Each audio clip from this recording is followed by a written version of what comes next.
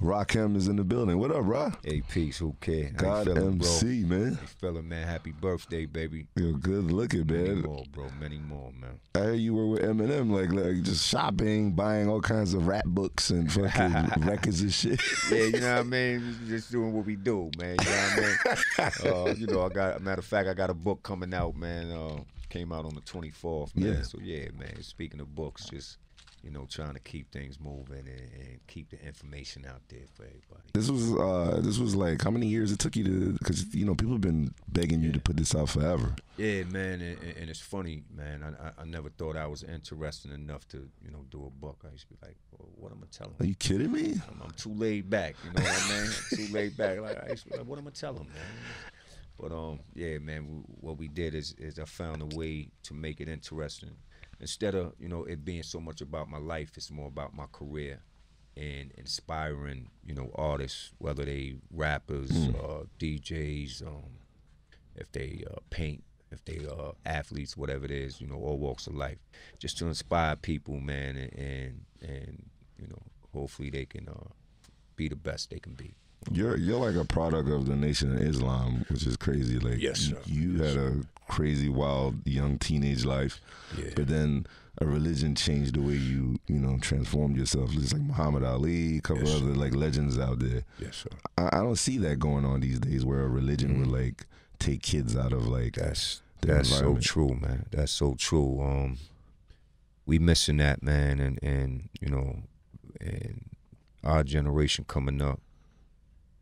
Even if kids didn't understand what it was, they kind of knew it was a high understanding of, being, you know what I mean? So people kind of respected it, even if it was from afar. When we see individuals in our community, back then we I know me as a young kid coming up, it was people that, can just walk through the hood and you just stop and just...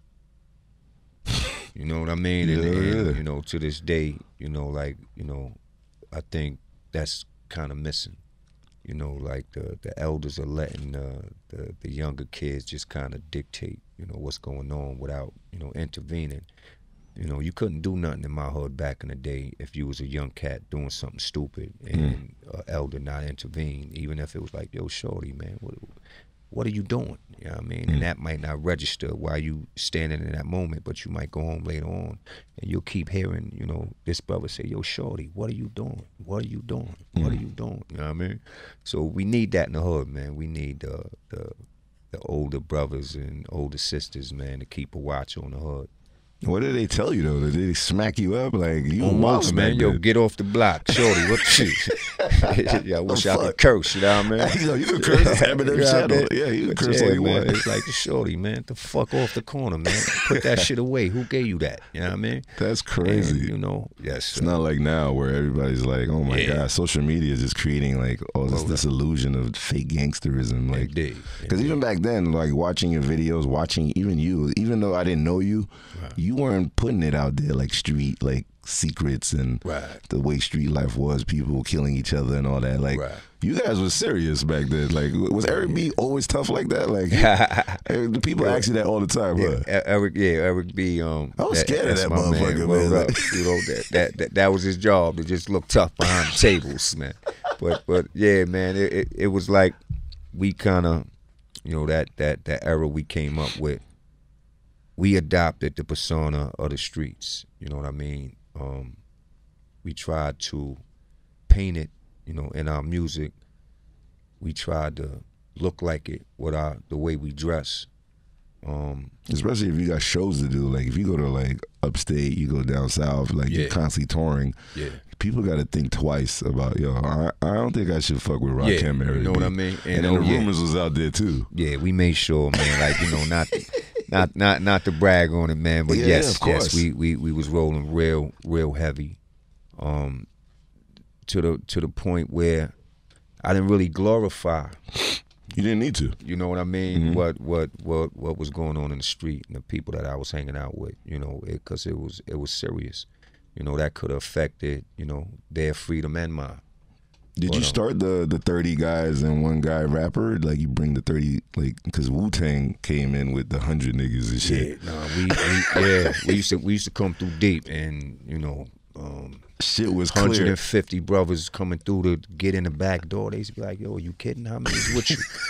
I used to turn around and go, "See that? See that brother way over there with the big brown hat on?" And back there, like, yeah, everybody, they were me. You know what I mean? And you know, like I remember G-Rap came out with a song saying that, you know, we was the first one with 100 man or 50 man crew. We used to come through deep, and like, you know, we laugh about it today, man.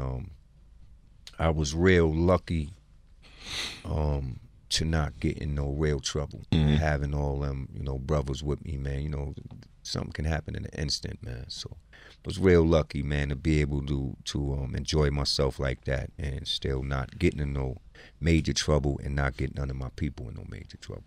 How does it feel that you still have like the #1 album of all time, like in hip hop, man? Yo, paid in full. It's a blessing, man. It's a blessing. I look back at it. It's like I was, you know, I was teaching my chick like your words and shit. Like I can remember your words from 30 years ago, where you can't remember. I can't remember. I mean, there was hits last year, but you really can't remember the lyrics and all that because the rap back then, you know, you guys infiltrated our DNA. Like you grew, you know, you raised us. You know what I'm saying? Like fashion wise, lyric wise, even the consciousness of hip hop back then. Whether you're bad or good, you influenced us in a certain way.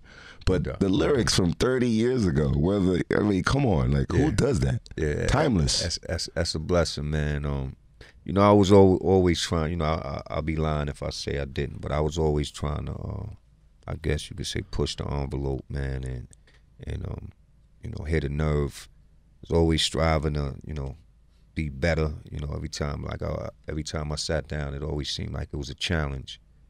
And you know, early I realized the challenge was against myself. You know what I mean? And how does it feel to be like you have to always fight to be on top? Because it was you, Big Daddy Kane back then. That was some real shit back then. It's a lot of, you know, a lot of work, a lot of stress, man. You know what I mean? You were really stressed out. You were calm and fucking collected. Not stress. You know what I mean? But just constant. Like, you know, you might be sitting down watching TV trying to enjoy yourself, but you constantly thinking of concepts. Like you couldn't. Wow. There was no time to, you know, rest because you might be chilling, and all of a sudden the Cool G rap song will come on. You know what I mean? So it's like, oh shit, that shit is fly. 2, 3, 4, 5 days later, a new Kane song come out. You know what I mean? So it wasn't really no time to rest. Every time you finished the song, you was gathering information to do another song and keeping your eye on what was going on and who was doing what they do. So it was like, you know, constant, you know, standing up, just, you know, making sure that you know, ready for what's going on, man. But that era, man, what was dope about that era? Right there. Yeah, word up. MTV kind of blew up. MTV was like your social media back then. Yeah, word up. MTV because they was big for us. Yeah. You know what I mean? Like, that got you in every household back then. Yes, sir. Yes, sir. Big. Like, and before that, you know, it was a lot different. You know, for the brothers that came before us, and we looked at MTV and the videos like, yo, this is our chance. Like, you know, we can take off now. We can be stars. People gonna see us. And it got to the point where I was writing rhymes with MTV in mind. Like, I was writing rhymes with video concepts in mind. Like, you know, if I say this, then they can depict it like this. And you know what I mean, I'm video concepting while I'm writing. Crazy. So like that had a big part in, you know, hip hop at that time and what was going on and how people gravitated towards it. Isn't it crazy how Jay-Z kidnapped Big Daddy Kane, but Eminem kidnapped you? Like, you have more respect for lyricists or rappers or both?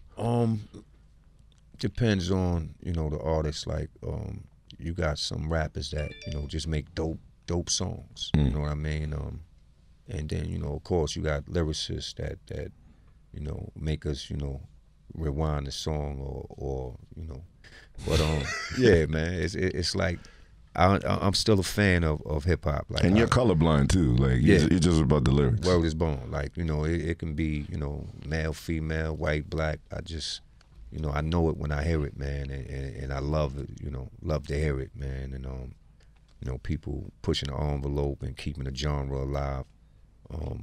And then again, man, like we were saying, you got certain rappers that just know how to make good songs. Like, they may not be the best lyricists, but just dope songs, and you just can't help, getting up to it, man. So again, I'm still a big fan, man. You never interacted with Biggie or Tupac, Eazy-E, or these guys? These guys was coming from the West Coast, hanging with all the classic dudes. I see them with like countless people bugging out. Like, you never interacted with them? Nah, it was funny, man. I took the street mentality into the studio, into the clubs. I wouldn't let nobody get close to me, man. Oh, wow. You know what I mean? Like, one reason was the fear factor. You know what I mean? It's playing mind games on it. I wouldn't let them get into my head. Wouldn't let them get get too close to me. And you were seeing Tupac getting shot, and you see they getting killed and stuff like that. Yeah. So you really like kept the. Well done. That's crazy. Yeah, man. You could die like just one, like out of nowhere in one day. No doubt. You know what I mean? Yeah. And you can't take things for granted, man. You gotta know that it's not a game, man. And that was one of the reasons why I kept myself distanced from a lot of things and a lot of people. How about Dr. Dre? I mean, that was like some, he used you as one of his bucket lists. Yeah. I wish me and Dre could have got on the same page, man, and found a medium and made. What was going on back then? It was just too much going on. He was busy. You were busy. Well, I think it was a time in Dre's life where I guess he was transitioning from being with a crew and then during the Ship Night shit. Yeah. Yes, and then separating again to doing things yourself, because he did it before when when he was going through his, I guess, thing with NWA. But yeah, I guess things was a little slow for him. A lot of he had a lot of beef in his camp. A lot of his producers was that was when they was in the magazine talking about. So you coming in is like and I'm coming in at you adopted that shit. Yeah, so it's like I'm here now. So I gotta help clean up. And I didn't even make this mess. But I got mad love and respect for Dre, man. Like his vision, what he was trying to do, and I learned a lot while I was out there, man. From Dre indirect. I mean, you were in an era where we thought New York would never like die in this hip hop shit. Yes, and now you see the South is like kicking ass and everybody's assimilating and all this shit. I'm glad you never assimilated, by the way. Yeah, man. I couldn't do that, man. You know what I mean? And like you said, the South was coming up. I watched Cali come up because before that it was New York, and then Cali started making noise, and the Midwest and then the South. So I watched it rise. I watched New York. I mean, I watched rap travel, man, and go to these cities, man, and then it's global now. I saw you in some Paris interview, like you're like somewhere in some French interview, like. Yeah. Would you ever think that you'd be doing all that crazy shit? Have you ever met leaders before, or any kind of like Nelson Mandela or anything like that? You ever? Yeah, man. Like even Barack Obama. What? I mean, yeah, I was lucky enough to. He called me out for a couple things actually, but one of them was I think it was the Black Caucus, and I sat and spoke That's gangster, a couple things and met him and Michelle, and you know what I mean, like in that moment, you know what I mean, everything falls in perspective. Man. What the hell did you tell him? You had to tell him something. What up now, baby? What up, nigga? You had to. It was just one of them things. I was humbled, man, to the point where, as I'm shaking his hand, like this shit is like slow motion. It's like, what? Oh shit! A little motherfucker from Wine Dance, Long Island, about to shake the boom. See ya. You know what I mean? So like, you know what I mean? It was like, I don't know, man. Just like me, I guess one of the moments where you kind of put everything in perspective and say what I've been doing. No it makes sense. How much people your word is born. It makes sense. And I'm glad I did what I did, and look where it got me, man. But Well, my last question, you know, back then, you know, I was in the mix trying to get into your concerts, and I see all them wild chicks and groupies. Like, did you ever think, even you being a lyricist, you'd have like tons of women like in the concerts with Jerry curls and you know what? jeans and shit? That was like that was the furthest thing on my mind. Like in the beginning, it's like you know I was from Long Island. I was writing rhymes, and in the beginning, I was just trying to see if I can like just get in, man. You know what I mean? Like it wasn't like, yeah, I'm gonna write these rhymes. The chicks is gonna be feeling me. You know what I mean? Like that's I'm gonna have money. I'm gonna buy some cars, some jewelry, get a house. Like that's the furthest thing. Like you just like, yo, I want to be the dopest MC ever. Like I want Melly Mel to hear this and be like, who the? You know what I mean? Like I want Grandmaster Caz and Mo D to be like, yo, this little mother. So for me, it was that, and But you had to have stood up on that stage and you see all them chicks screaming like, you what the fuck? You know what was good with me, who kid? You know what was a blessing? Yeah. Since I was little in the hood, I was going crazy with the chicks. So you know what I mean? Like, so when the rap, like I didn't think about using that to get chicks. I was a handsome young dude, man. The chicks was all, you know what I mean? But you know, again, man, I just wanted to be like, yo, I want people to know that I'm dope, and I wanted to, you know, be as good as I can get, and you know what I mean. You know, the craziness definitely, you know, when sometimes you might be standing on stage and then it might hit you, like you know, all the chicks screaming, and you might say, damn, wow, this shit is all right. Is this straight acapella now when you perform? You don't even need the beat now. Oh nah, we go back and forth. Talking about the fans, like, do they scream like word for word? You don't even, that's what I'm saying. Yeah, like, you don't even need to. It's a blessing. Yeah, that's a good look right there. Hold up. It's a blessing. I'm gonna play like every record you've ever made back to back right now, straight Word like up. an hour. My G. For my birthday, G. yo. I mean, yeah, man. Legal Listen. cuts. I think I leaked maybe some of your remixes, but Yeah, word up. But Yeah, you yeah. weren't looking for me, so we good. Yeah, yo, who cares, man? You do what you do, baby. You know what I mean? You make it sound better, baby. You know what I mean? People respect your authority, so you know what I mean, I give you I co-sign what you do, man. And Yo, is Jody Watley still alive? She's still out there, right? Yeah, man. Oh shit, I fucked up with that. Yeah, you blew that, man.